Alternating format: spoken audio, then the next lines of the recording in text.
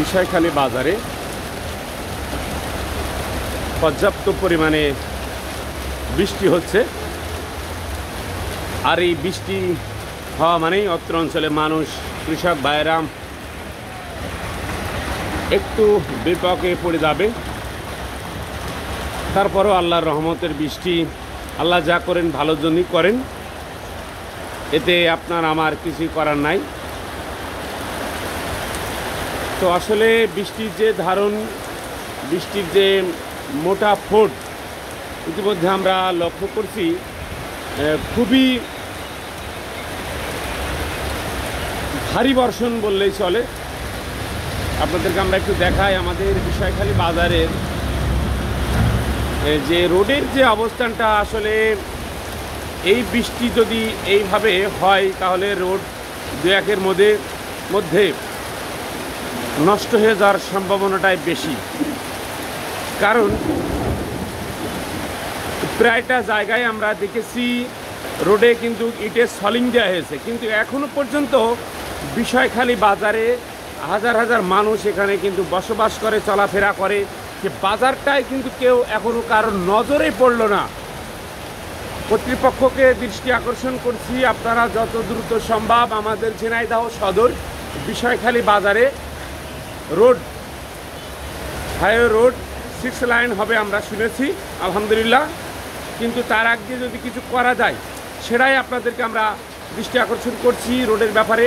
আসলে এখন থেকে যে পরিবেশ পরিস্থিতিটা আসলে খুবই দুরবস্থা। এখন যে ভারী বর্ষণ হচ্ছে, ভারী বর্ষণটা আপনাদেরকে আমরা প্রথমত দেখেছি, আরেকটু এখন কিন্তু বেশি এখন পানির চাপটা বেশি। আকাশটা যদি আপনাদেরকে আমরা একটু দেখাই, আকাশে কিন্তু কোনো জায়গা তেমনটা সেই কালো মেঘ বলেন এবং অন্য নীল হলুদ এরকম কোনো কিছু না, কিন্তু পুরোটাই মেঘটা কিন্তু এখনটা শুধুমাত্র বৃষ্টি হচ্ছে। আর বৃষ্টি হওয়া মাত্রই কিন্তু আপনারা বুঝতে পারছেন যে কত পরিমাণের বৃষ্টি হচ্ছে আসলে আমরা বলতে পারবো না। তবে খুবই আর কি ভারী বর্ষণ হঠাৎ করে এমনটা বৃষ্টি যে অত্র অঞ্চলে ঝিনাইদহ সদর বিষয়খালী বাজারে হচ্ছে। আলহামদুলিল্লাহ। আমরা খুব আরেকটি কথা বলে রাখি, পার্শ্ববর্তী ঝিনাইদহ, কালীগঞ্জ, আমার মনে হয় ওই সমস্ত জায়গায়ও বৃষ্টি হচ্ছে।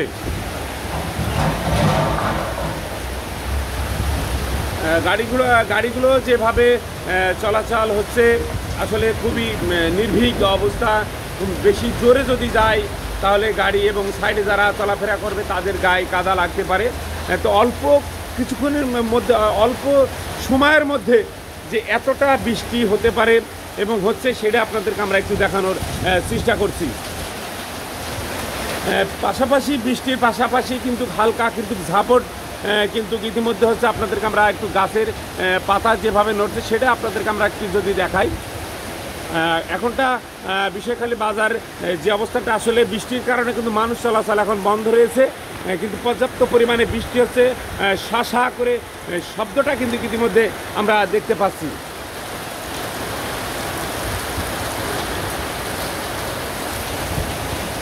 এমনই তুমি ভেজছো কেন?